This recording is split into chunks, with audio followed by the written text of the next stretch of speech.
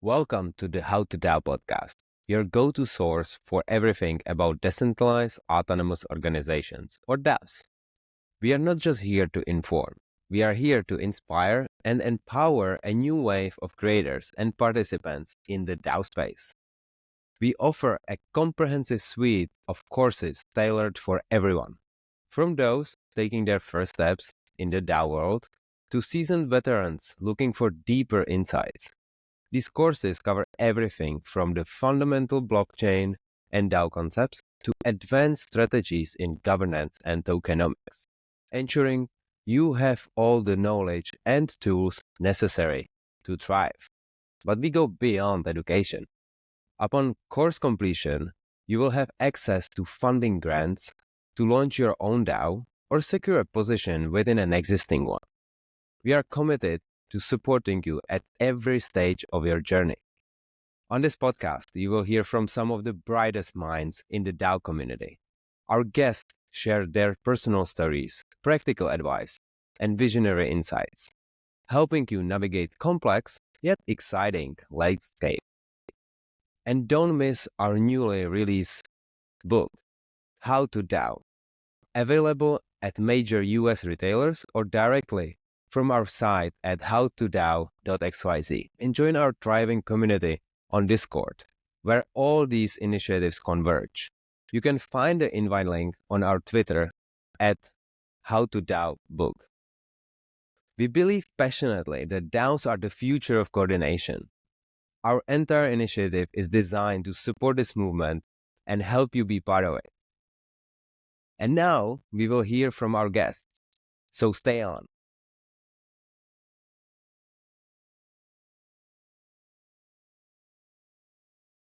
Hello everyone, welcome into our next live stream. Today we have Matilda, the head of grants at Gitcoin, on the stream.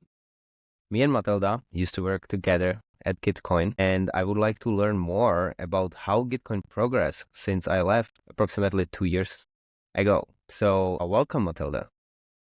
Thank you. And I am grants program lead, not head of grants. I'm sorry. Maybe I made that mistake already like second time or third time. It's okay. But I like to call you heads of grants. Why you don't want to be heads of grants? You don't like that name? No, there is already a head of grants at Gitcoin. There can't be two. Who is head of grants of Gitcoin? Sov. Yeah. So we should have invited Sov. Sorry about that. Yeah. I'm just kidding. Don't know why you invited me.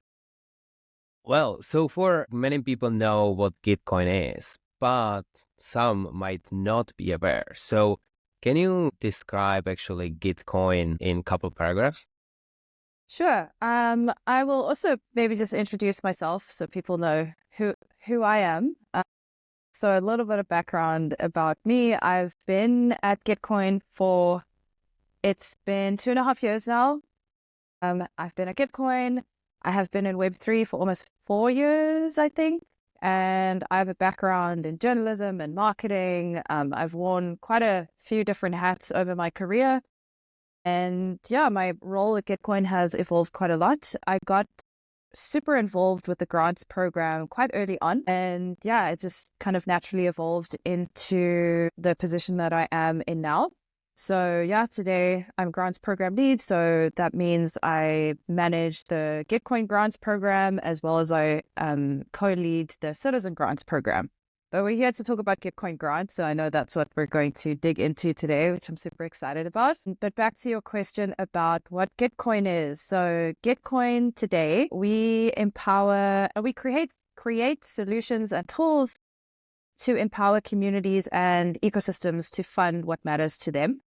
So, a little bit of our history, we started out actually as a hackathon and bounties platform. And then our co-founder, Kevin Owaki, he kind of yeeted out the Gitcoin grants program in 2019. And, that's what we really got known for because we pioneered quadratic funding. We didn't invent quadratic funding, but we really were the program that really took quadratic funding and we said, okay, this is a really innovative mechanism So, and then we got really well known for that. So we've ran 22 rounds since 2019. Gitcoin itself, including partner rounds, including ecosystem rounds, not only the Gitcoin grants program, but in our entirety, we have distributed, I think it's around $66 million towards public goods in the Ethereum ecosystem. And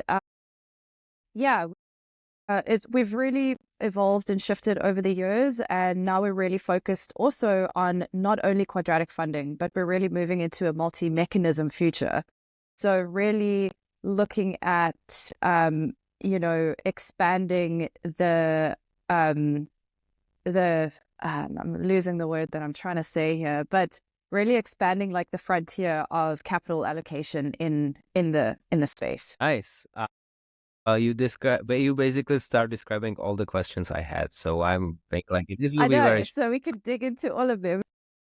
But yeah, like on the impact side, I believe there is still a website, impact.gitcoin.co. So you can actually see the actual numbers. And yeah, I think it's still around 60 something $million, which is amazing. Mhm. And I think if we also count like what impact overall it created, like then we are getting in billions, because like projects like Uniswap basically got early grant from Gitcoin, and now they are a $1 billion company. Gitcoin is doing really great work, and Web3. Do you have another example maybe to mention there?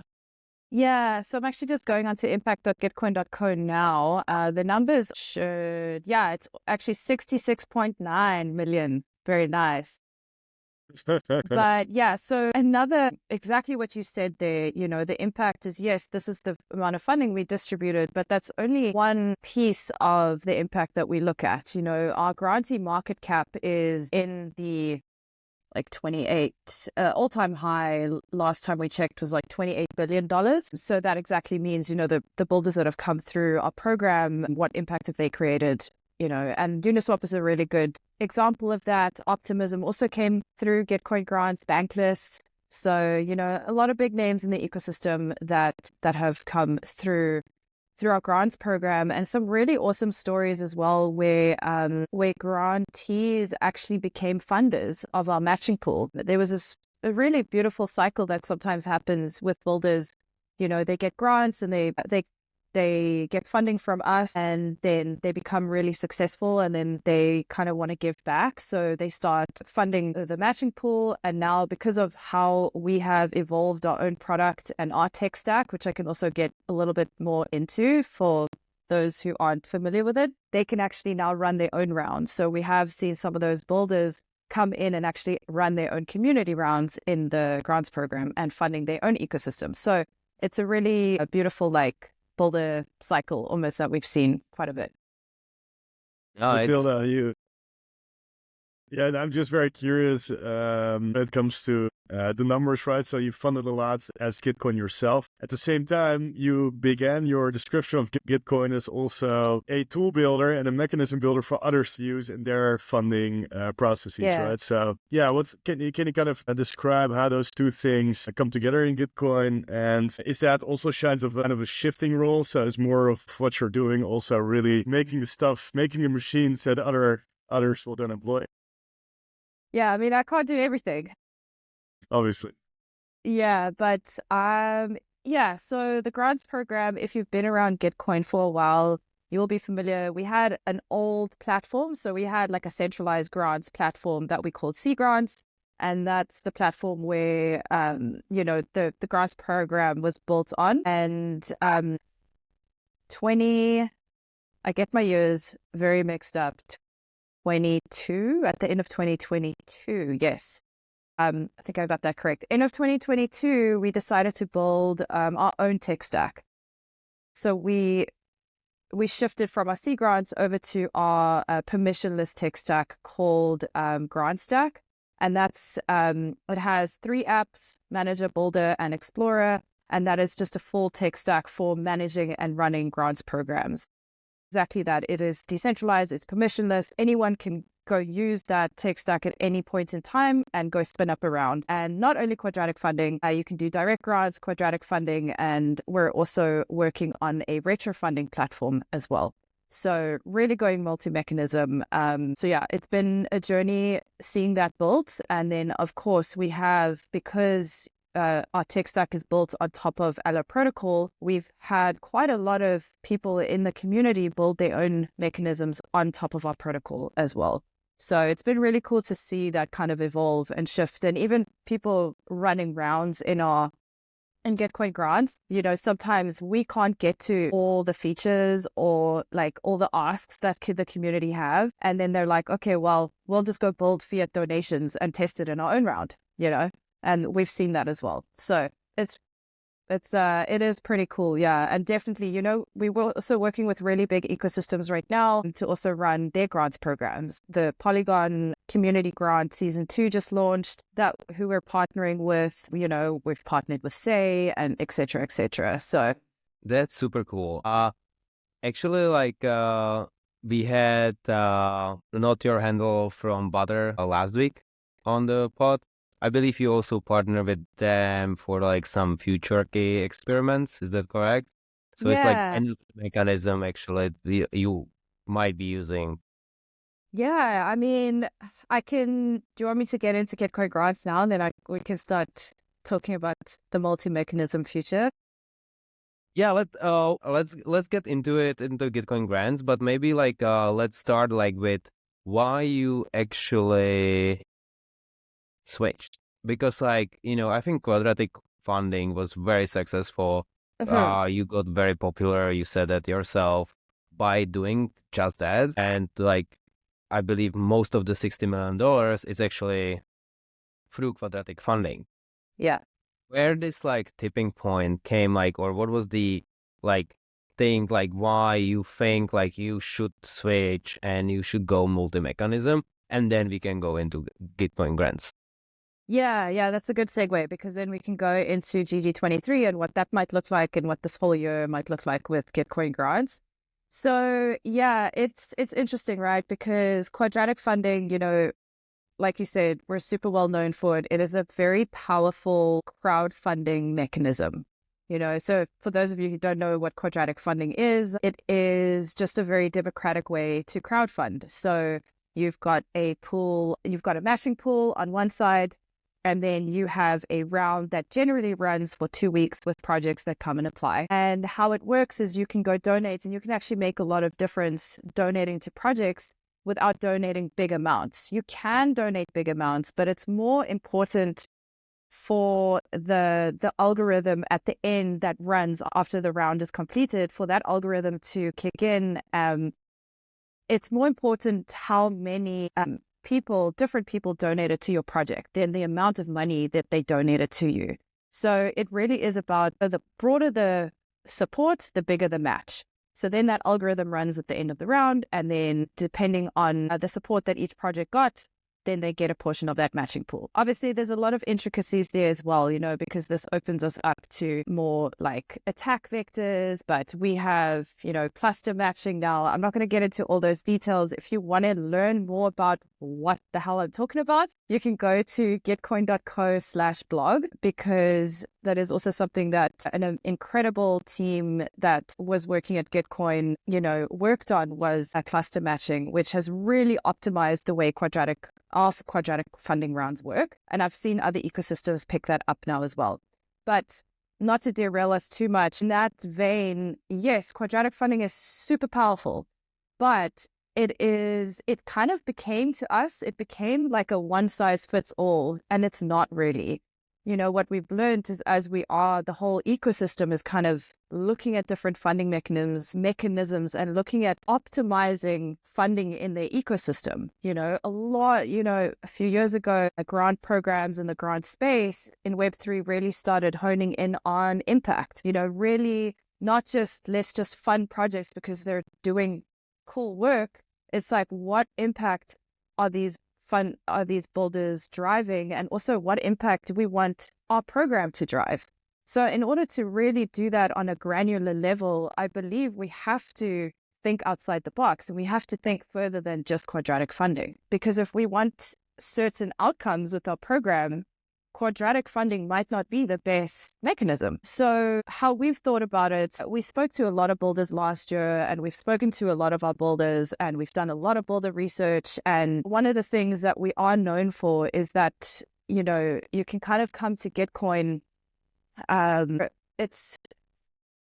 Someone said to me once that like with Gitcoin, kind of the sky's the limit in a way, which I think is really cool. And also it is also just a way for early stage projects and to come and find seed funding, you know, but that's where quadratic funding comes in more, because quadratic funding, I believe, is a very powerful mechanism for early stage builders, but it might not be the best mechanism for late stage builders or mature builders. So that's what we're looking at now. Like we're going really builder centric with our program and really looking at that builder life cycle and how we can support not only early stage builders, but builders at every stage of growth. So that's why we're splitting our program, our OSS program, into quadratic funding and metrics-based retro funding. So I'll also kind of just go back a little bit in just how we have restructured our grants program over the last few years as well. When we first started our grants program, it was rooted in open source software. And that's the foundation of what it was built on. The matching pool that also funds our program is a completely separate fund to our treasury. So this is really a fund that's been donated to us by community members over the years. So it's really it needs to be, and it is a very community-led grants program. You know, these are the funds that are entrusted to us by our community. So it's important that we steward those funds, you know, according to community's inputs and of course, you know, the builder's inputs. So, and then after, you know, we were rooted in open source software at the beginning, we started kind of expanding into cause rounds and, you know, we kind of started expanding what we were funding. So early last year, we said, okay, we're going to double down on open source software. That's what we really want to focus back on, go back to our roots, and then we're going to decentralize a big portion of our program. So those community rounds and those cause rounds, so to speak, move into the community. So we've ran 3 rounds like that now where community rounds are fully decentralized. We do not, as Gitcoin, make centralized decisions who gets to run in the rounds. We also match those rounds. So we put matching funds into the community rounds, but we have an external council deciding which rounds run and how the matching is distributed across them. So it's a bit of a mouthful and I can't even remember your question anymore. But yeah, that's kind of how the program has evolved. And towards the end of last year, we just got to this inflection point where we're like, it is now time to make a change to the program. It is time to evolve. There will always be a space for quadratic funding, you know, because as we know, quadratic funding is not just about the funding. It's actually a huge piece around quadratic funding is community building. I've had so many builders tell me that, yeah, I didn't get a lot of funding, but man, did I find a community. And I met so many builders that I started collaborating with. So that's why I think there will always be a place for quadratic funding, especially for early stage builders, because that's where they find that community and that engagement. Right. And Matilda, and this kind of builder-centric approach that you're taking, obviously getting funded or not should be somewhere there in the early journey maybe of a builder, right? Especially if it's early stage. And then if they get funded, for example, how does that journey continue and how does Gitcoin play a role in that continuous journey after receiving the funds, so to say? Yeah, I love that you asked this question. And I'm just getting excited because these are things that we are changing and that we are shifting as well, because another piece of this strategy that we set out for 2025 is like, yeah, okay, cool. We can increase the funding and we can fund these projects in different ways. But what about the rest? You know, I believe that if you want a bigger ROI on your grants program, you need to invest more resources and time into your builders. You need to make sure that you are investing in spending time with them, talking to them, getting their feedback, as well as investing in resources. So helping them not just get the funding, but also that life cycle, and supporting them in between rounds as well, because now we're moving to 3 rounds per year. So We are going to launch an onboarding and incentive program for our builders in GG23. We're also going to be launching a mentorship program,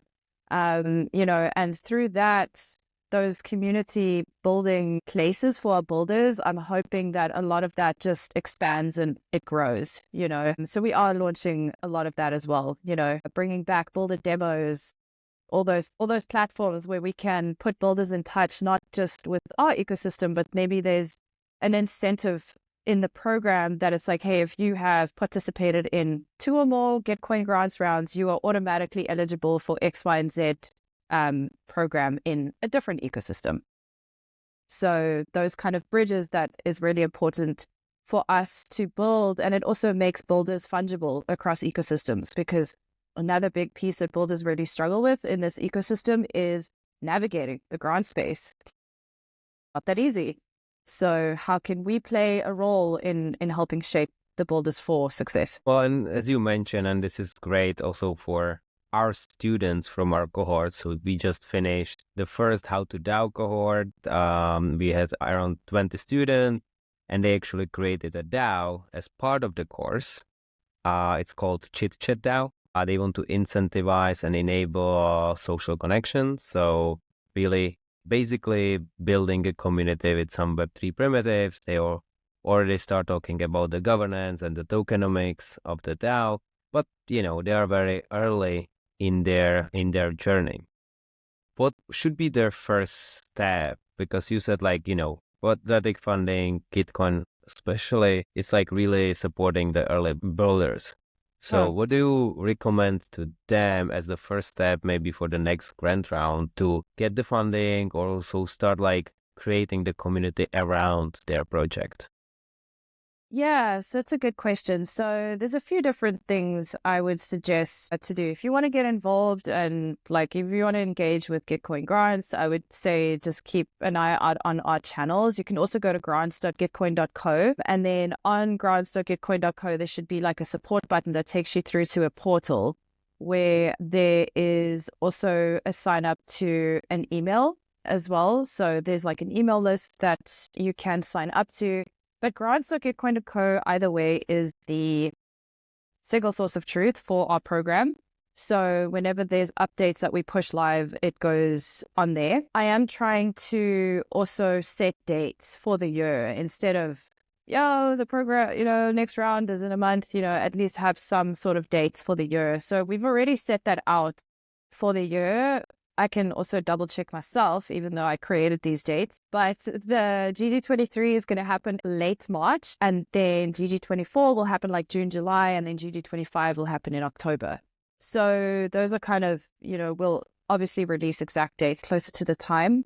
But I would suggest just getting involved in our community, join the Telegram, sign up for email lists, as well as understand how quadratic funding works. A lot of new builders come into our program and they don't really know how quadratic funding works.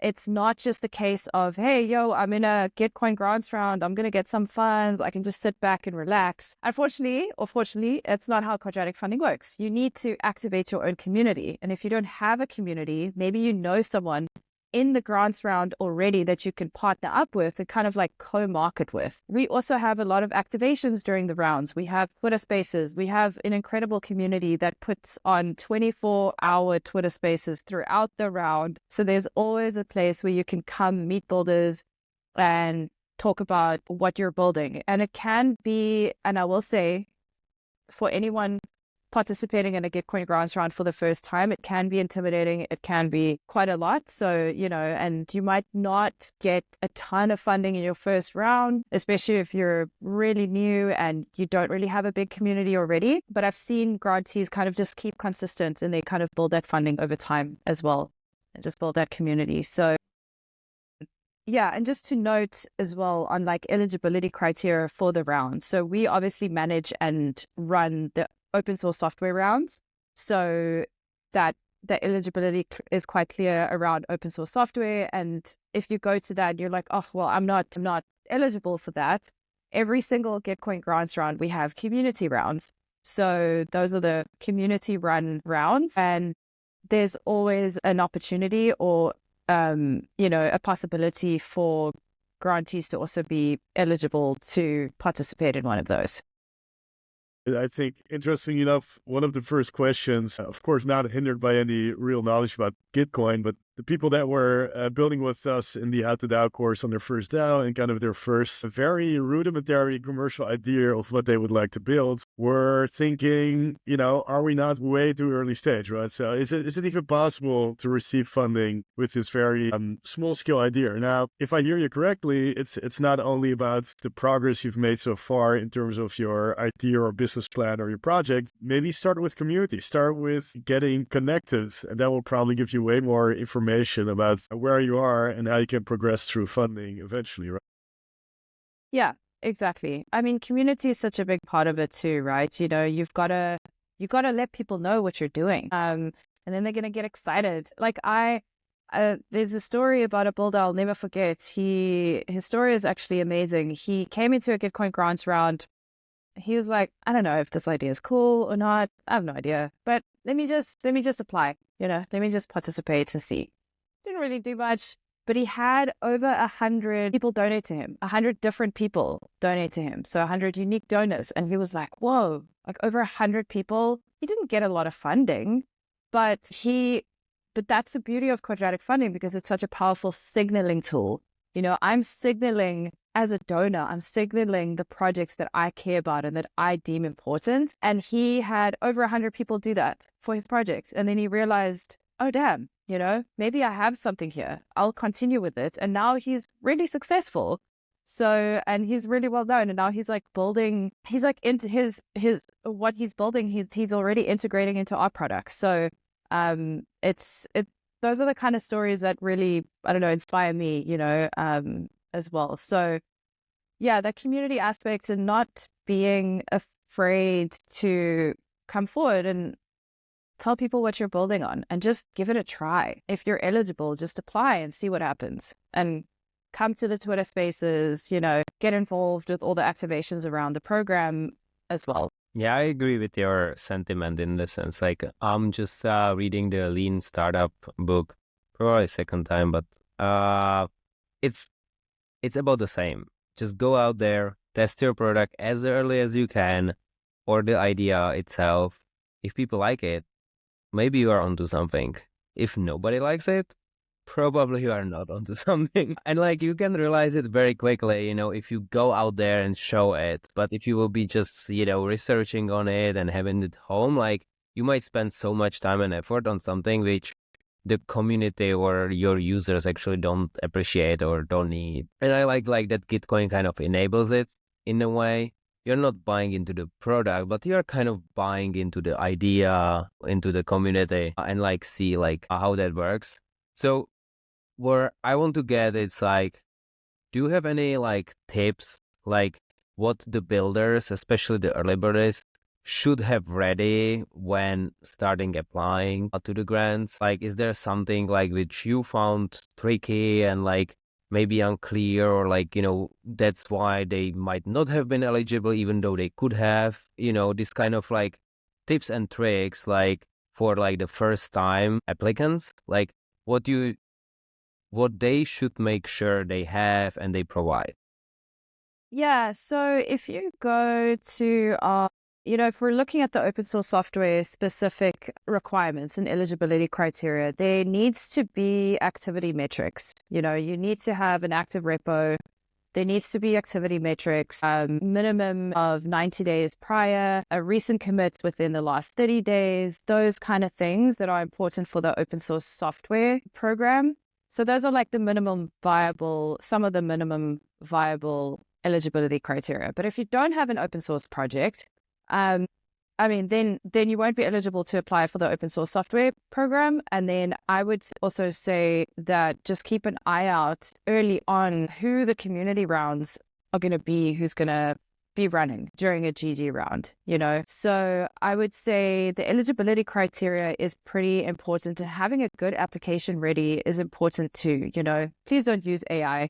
we can see that. It's very easy to spot AI, but learning how to write a good grant application is also really important. There's some really amazing resources out there as well to help builders on that too. And we're also planning on building out those resources more, because we've had them sort of haphazardly in the past. And I think it's especially now that we're going multi-mechanism, it is so important that we have all these resources just at hand for builders. We've done like a lot of hand holding through our grants program, and I'm really wanting to focus on making it a bit more not automated, but like just having very easy to access resources and, having the community kind of help builders as well. Because in GG22, we actually had an onboarding program. So, we pushed that out to the community. Didn't have time to do that. I wanted to see it, but I didn't have time to do it.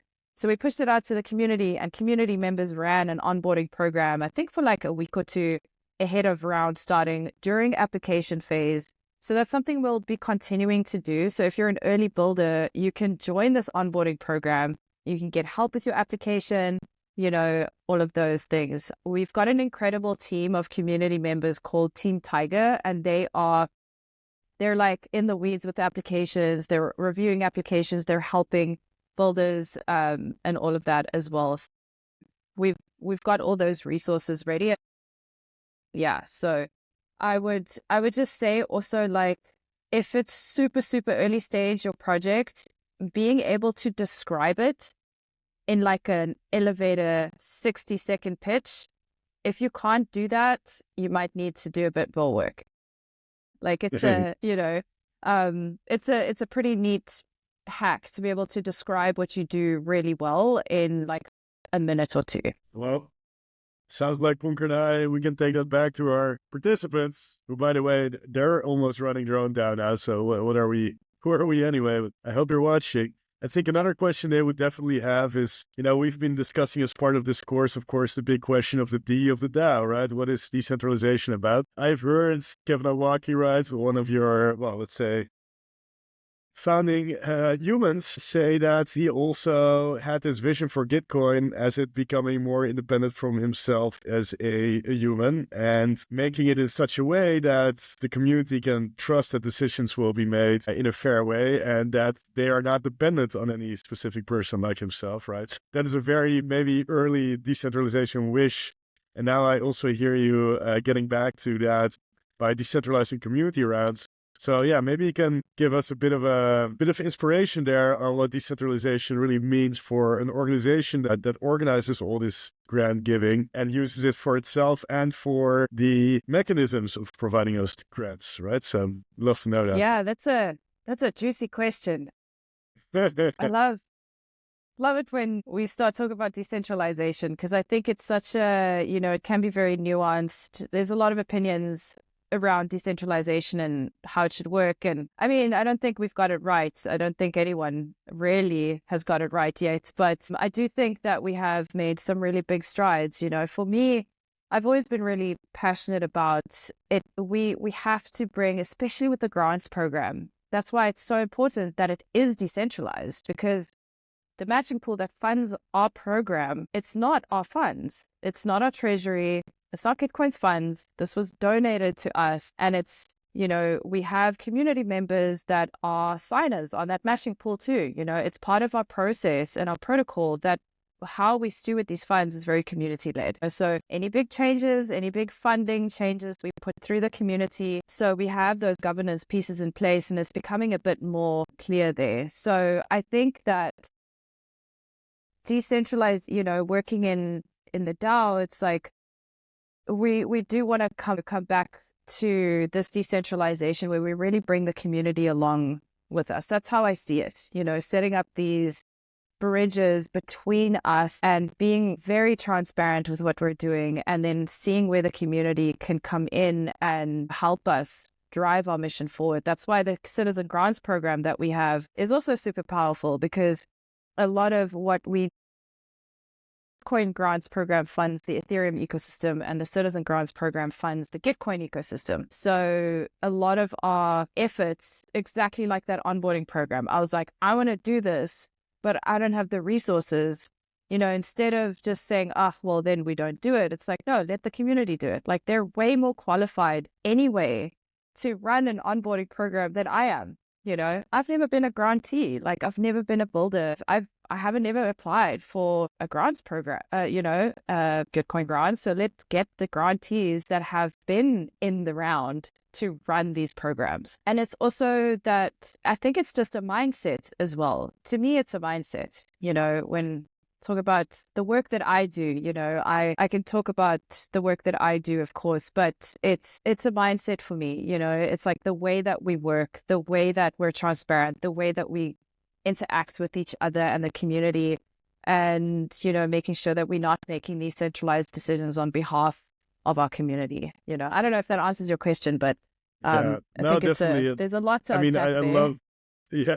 No, but this thing of decentralization as a mindset, I think that's almost a quote we could use in the course because, maybe DAO purists might think of decentralization almost as a technical thing, right? Only if votes or governance power or other of these metrics are organized in a certain way or hard-coded, only then can we trust the system to be decentralized. But as you indicate, it's a much more human and nuanced thing. So there's a lot of elements there of culture, of trust, of communication, of transparency. So way broader topic in that sense than how our votes distributed.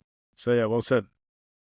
Yeah, it's an interesting one. I had to, coming from working in very centralized environments, I had to get used to decentralization myself, and it was a really big shift within me. And I think that's part of why I look at it like that. Yes, we have our governance processes, we have all those processes in place, and they break, and we fix them, and we try new things, and all those fun things that comes with decentralization and governance. But at the end of the day, we're dealing with humans. We are all humans, so we kind of need to sometimes bring it back to that level too and remind ourselves of that. So we are getting a little bit into like the contributor journey of a DAO, I feel like. And like you are saying, like there might be like a lot of new things to learn. But can you maybe like for people who might not work in the DAO just yet, like what was your experience like at the beginning, like joining a DAO, and maybe what are some like things you had to really learn, like apart from the decentralization mindset, to be able to work there, and what is the benefits actually for working in the DAO? Would you recommend that? I think this is just true for anyone who works in Web3, not just a DAO. But you've got to you've got to be a certain type of person to work in this industry. I'm a little bit nuts. And that's okay. But I think I thrive in chaos as well. So it is literally where I thrive. If I'm under pressure in chaos, I do great. So I don't think DAOs are for everyone. But when I first got into a DAO, look, I mean, Gitcoin I felt like I haven't worked in another DAO, so I can't compare, but I know what I saw and like what I heard from other people. I do feel like Gitcoin had a pretty decent, there was still a lot of structure within the DAO. We had our work streams, and each work stream had the work stream lead, etc., etc. So there was still that structure, but there's a lot of changes, a lot of evolutions, like a lot of iterations over the years. And I think that one of the things I had to learn was working in public. That's one of the biggest things I had to learn, because coming from Web 2, and the first Web 3 org I worked with, we didn't really work like that anyway. And I was like, that was quite a big thing for me to get used to, working in public and building in public. It scared me a lot. But now I'm like, the more transparent we are, the better, so it's like, so it's something that I've learned is like the power of working and building in public and not being afraid of that. It's like one of the many things I've learned. Yeah, I think, and there's so much that I've learned, but yeah. I mean, that's working in public, building in public. That's probably new for at least 90% of, let's say, white collar workers. Can you maybe explain that a bit more? What does that really mean? Yeah, so it's like, on an internal level, and then I think there's like an internal level of that, and then there's an external level of that, of course. But it's making sure that you're not working in a silo ever. You're working collaboratively with one another. You're letting other people in the org and in the DAO know what you're up to, making sure that you're aligning on things. And that's one of the things that I've seen as well, that there sometimes isn't always good alignment, because work streams or, not every team works together super well, or, there isn't a bridge of communication between them. So that's kind of where things can fall apart a little bit. But then also this working in public on an external level as well. This is like, hey, we need to make this decision. And it's like 3 of us sitting in a meeting. It's like, oh, what are we going to do? No. We push this to community, put it on the forum, get their feedback, and then we go from there, And also, it's like the GG 2025 strategy is a really good example. It's like not only building it public, but not being scared to experiment and potentially fail in public too. Like GG 23 is coming up in March, and if I may say this, I think it's the biggest shift and change that we've ever done to our program. Is it going to be perfect? Probably not. Are we not going to do it because we're scared of failing? Absolutely not. It's time to experiment. It's time to evolve. But also part of that working and building in public is like, hey, if things go wrong, cool, give us your feedback, tell us where we can improve. And we do that alongside the community. It's not just, us sitting in our little bubble making these decisions on our own. We're doing it with the ecosystem and with the community. So that's kind of how I see the whole building in public piece. It's not for the faint-hearted, but it is very, very important. It's great to hear, because that was something we were teaching/learning with our cohort as well. We kind of pushed everyone to post their progress on Discord and I'll let the community kind of react to it and comment on it. Also do proposals on chain eventually. So we actually had the governance structure.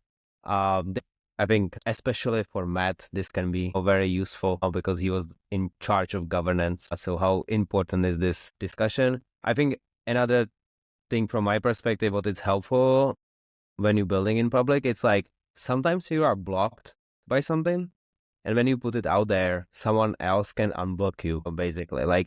Don't be scared to ask for help, would be kind of how I would frame it. And, the market is very fast-paced. You want to be out there as soon as possible, because otherwise there will be someone else. And then you fail without even going out there. So, yeah, I like how you are thinking about it, and that Gitcoin and yourself is actually supporting building in public. So we are coming up to the last 10-15 minutes of our live stream here. So maybe let's look into the future now. So we were discussing the past and the present, but what's the future of Matilda and Gitcoin? So you can pick which one you want to start with. Well, the future,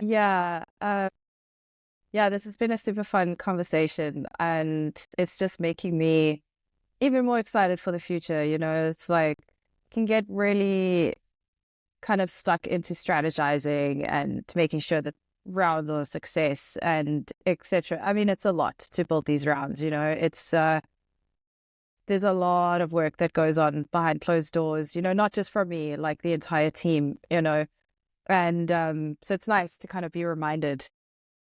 Know why we're doing this, but to talk about it just invokes that excitement again. So the future for me, I don't know, my future kind of looks the same, I'm not going anywhere. But yeah, future of Gitcoin grants is, I've mentioned a few times, it's going to be changing quite a bit. So how we're going to be doing it, and I would recommend if anyone listening or watching this wants to learn more about it, I made a post on the Gov forum. So you go to gov.gitcoin.co and you can just search for Gitcoin Grants 2025, and you can see the fully fleshed out strategy that we set out. So we're going multi-mechanism, as Puncar mentioned, and that does include Futaki. But our main buckets of what we're doing is we're taking our open source software program and we are splitting the builders basically into early stage versus mature. So early stage builders will be run through quadratic funding and mature builders will be run through a metrics-based retro funding round. Exactly how that's going to be structured, how the builders are going to be split. We're still obviously working on all of that. We've got some amazing partners that we're working with on that, working with open source observer, as well as Lao for Metrics Garden. So really excited to have these partners from the ecosystem come in and design these rounds with us, and then we want to experiment, we really want to create a playground, so to speak, in Gitcoin grants to experiment with funding mechanisms and, solving the problems in the ecosystem where certain builders don't get adequate funding. Because one of the things that we are solving for, like, why are we doing this? Just to be cool and go for what's mechanism? No. So one of the things that we did see within our quadratic funding rounds was, we have these big rounds. Yes, we have 4 separate rounds now, but there are builders that come into the rounds. They have established, they have already really established communities. They've got a really strong, marketing team or however, and the funding distribution across the projects aren't always fair from the builder's perspective. We've spoken to a lot of builders and it's not necessarily always as fair as it could be. So that's why we think it'll allow for more early stage builders to kind of get more of a spotlight if there's an early stage builder quadratic funding round, and then those mature builders still get a decent amount of funding, but it's a more fair way of distributing those funds across the 2 segments. So that's what GG23 is going to look like. And there is obviously going to be community rounds. And we're also using another mechanism as well to govern the community rounds. So I think we're going to have 4 mechanisms during GG23. Of course, the whole experience with the round is going to be very different as a builder, as a donor, and we're going to be working very hard to make sure that whoever you are, if you're a builder or if you're a donor, if you just want to come check it out, that experience that you have is still really seamless and it's not confusing, because it's going to be quite different. So we're going to start really putting out a lot of information on that coming this month already, so that we can build up and just create that education and the momentum building up to GG23. And then who knows what it's going to look like after that, after each round. This is the first time that we're doing this, but the goals of the round is different. The way that we're going to be tracking success is going to be very different, because it's not just going to be about crowdfunding now through quadratic funding, but, now we've got the retro funding round and other mechanisms as well. Yeah. And then we will do a huge retrospective publicly, and we will get feedback from our community, and then we will iterate and change where we need to for GG24 and 25. But yeah.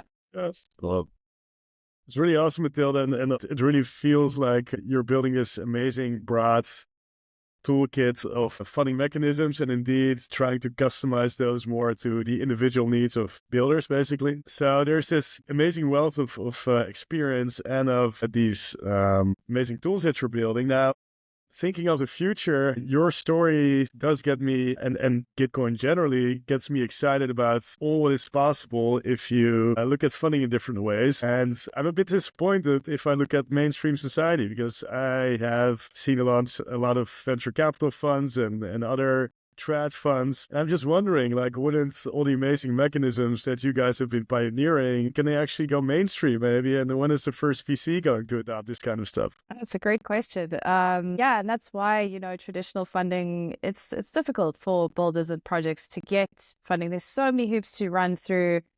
It's really tiresome. And that's why Web3 funding is so powerful. It's a very difficult space to navigate, but it is very powerful in that way, so. But it even reminds me a bit of, just one more idea, just spitballing here, but through my government experience, just the amount of time that governments spend on their subsidies and their grants and evaluating all of that, and still are struggling with their ROI, would be very interesting, I think, for governments to kind of have these alternative funding and subsidy mechanisms. Yeah. Yeah, I think so. It's very exciting. But you're muted. Yeah, I know. Thank you.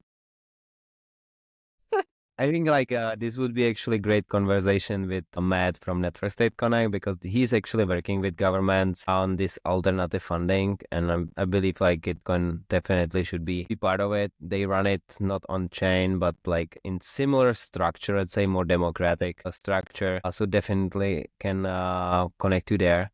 One question I had actually is like, are you focusing in the future like only on open source software, or like are you expanding on that kind of focus as well? So you're going multi-mechanism, but are you keeping like very narrow focus on open source software, or is it like beyond that, basically fund what matters? But we're going to keep that narrow focus on open source software and go even more granular with how we're funding open source software. I think there's a lot of value in doing that. But that's being said, the fund what matters comes in with the decentralization of our community rounds, because that part of the program is decentralized, but we as Gitcoin, we're focusing on open source software. Yeah. Nice. But yeah, there are other grants programs, like you can basically join through Gitcoin, which can fund other projects. And as you said, like it can be from like early stage projects, but then eventually might get some ecosystem grants for like later stage projects. So it's really the full life cycle. Also, just to repeating here, like Gitcoin will be launching mentorship and other basically guidance for the builders to be successful, which is amazing, and kudos to you all there. And to not stay just online, I believe Gitcoin is planning also some events at eDenver. So there is maybe place for people, especially US based or who are visiting eDenver, to learn about this multi-mechanism future. So can you maybe talk also a little bit more about that event? Or Yes. like, We announced it yesterday. We are bringing back Shelling Point. It's going to be amazing. I am getting the post now. I can't remember, when is it? The 27th of Feb. Yeah.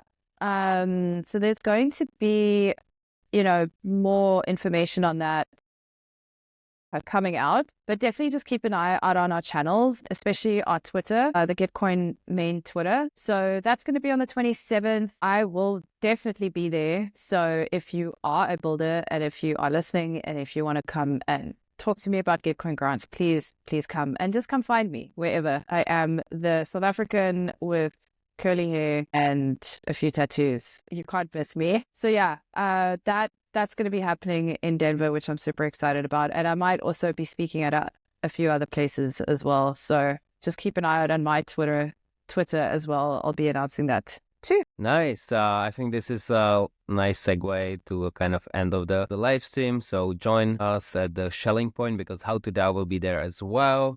We will have some signed books available, and we will be talking about DAOs in this multi-mechanism capital allocation future. So working really closely together with Gitcoin on that. You should follow Gitcoin. It's at Gitcoin on X. You should follow Matilda, which is Matilda DB. No, Matilda writes. Matilda writes at Matilda Yeah. writes. So you should follow her as well for updates where she's speaking and where she is. And then you can follow also Gideon, where people should follow you. Well, I don't want to say LinkedIn because apparently that's not hip anymore, but of course you can find me there. Also on X at Gideon Peters, and on Farcaster, of course, also at Gideon Peters. Yeah. Podcaster. Nice. Yeah, I'm also on Farcaster, Still there. Puncar. Matilda, are you also on Farcaster? I am just not that active. I mean, I can do like one social media app. I can do one at a time. Don't ask me to do 2 or 3. Can I also shamelessly plug Kevin Owaki's capital allocation books? Because we've spoken a lot about capital allocation and funding mechanisms, and especially, traditional versus Web3. So if you want to nerd out on some really awesome capital allocation material, just go to allobook.gitcoin, and you can either read the books. There's also a really cool LLM that you can chat to as well. And then you can also download the PDFs or buy them in print. They're pretty good. I mean, I'm not biased because I edited them, but they are amazing if you want to nerd out on capital allocation. Yeah, I have it home as well. It perfectly pair up with How to DAO books. So if you Yeah, are looking for exactly. new books like this, that's the two you should have, and you can buy it at How to DAO XYZ. But this was amazing live stream. So thank you very much, Matilda, for coming on. We learned tons about Gitcoin and about DAOs and how to work in DAOs. So really thank you for that, and have a great day, and then see you in Denver. Yeah, thank you so much. Thanks. Thank you. Bye. Thanks for listening. We hope you are as excited about the DAO movement as we are. Don't forget to check out our courses, grab our book, and join our community on Discord. Until next time, let's build the future of DAOs together. You can find all the available resources at howtodao.io.